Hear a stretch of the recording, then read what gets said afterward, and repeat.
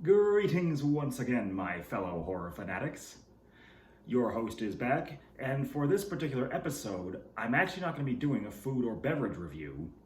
I'm going to be doing a bit of a retrospective about a certain aspect of horror from my childhood that I feel is quite relevant to the current situation that we are all faced with.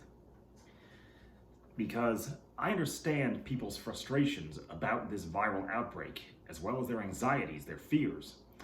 I mean, you know what? I got rent to pay myself, and this kind of shit don't pay for itself either. But the fact of the matter is, this talk of developing herd immunity by reopening the US economy while the rates of infection of COVID-19 are still going up strikes me as just pure bonkers. I mean, I get that we do got to start slowly getting the gears moving, but when people say herd immunity, that just strikes me as pure eugenics, social Darwinist crap. Only the strong survive. And by the way, Charles Darwin never fucking said that. But it is with that in mind, this adoption of the herd immunity mythos, that I look back at the Real Ghostbusters episode, There's Something Going Around. This episode was actually from the 5th season, a point at which the show had definitely undergone a severe drop in its quality due to a shakeup in its writing staff and excessive network interference, well documented already on other channels on YouTube, such as Philoas.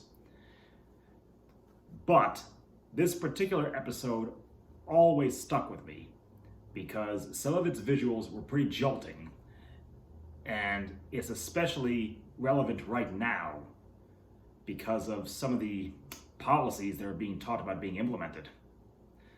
Now, the long and short of this episode was that a villain of the week ghost disguises itself as a mortal doctor and tricks the Ghostbusters into eating health food that actually causes them to contract an allergy to ghosts. Don't look at me. I didn't write it, okay? I might add, it's worth noting that if there's one thing the Real Ghostbusters was always known for, it was for its many memorable and gruesome-looking villains. I mean, the Boogeyman, Sam Hain, the Grundle, they all definitely stick out in your memory. And this fucker was no exception. I mean, look at this guy. Yeah, as you can see, this guy would definitely stick out in your memory. And if you're wondering why he's got a proton pack on, he actually hijacks the Ghostbusters equipment and goes for a joyride. But the thing is, even with such a gruesome-looking villain, that was not the part about this episode that always stuck out to me.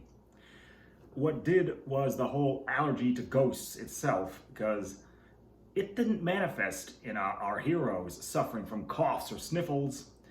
Instead, it caused their bodies to mutate in all sorts of utterly hideous ways that shocked me as a child. As you can see here, their faces start to resemble friggin' pizzas. You know, Winston's hair turns into a Medusa, Ray's face swells hideously, their limbs get distorted in utterly garish ways. It's a real unpleasant visual, and it definitely jolted me as a kid. And right here, you can see, they look like they're in friggin' agony. How can you not be marked by that? But even then, it wasn't just the insane visuals of how the allergy affects them that I think is especially important to consider right now. Rather, it's how they end up overcoming it. You see, Egon, ever the brains of the operation, concludes the only way that they will get past this allergy and be able to save the day is to develop an immunity via forced exposure. And this is of course achieved through a very comedic means as the Ghostbusters lock themselves in their secretary Janine's apartment with Slimer.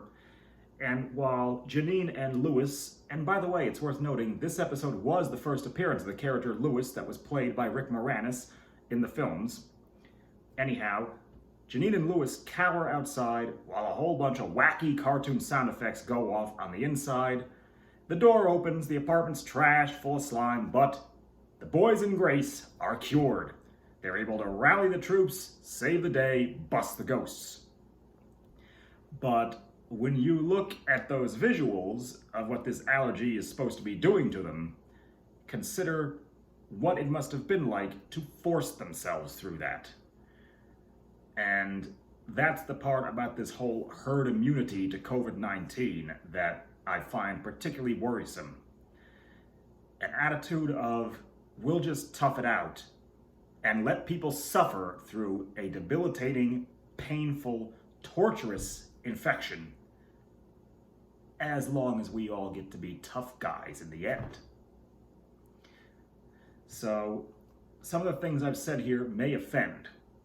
And again, I do understand the desperation, but I really don't think any amount of toughness or balls are going to deal with a viral outbreak. A virus don't give no shits.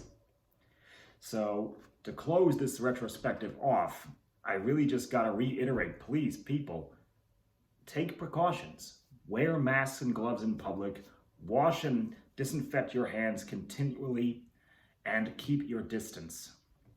Please don't be one of these types who are going out and coughing on people or on groceries or other provisions. Please just do what you have to. Don't think just of yourself. Think of everyone else.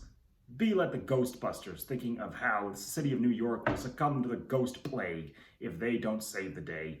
Be a Ghostbuster. Think of others.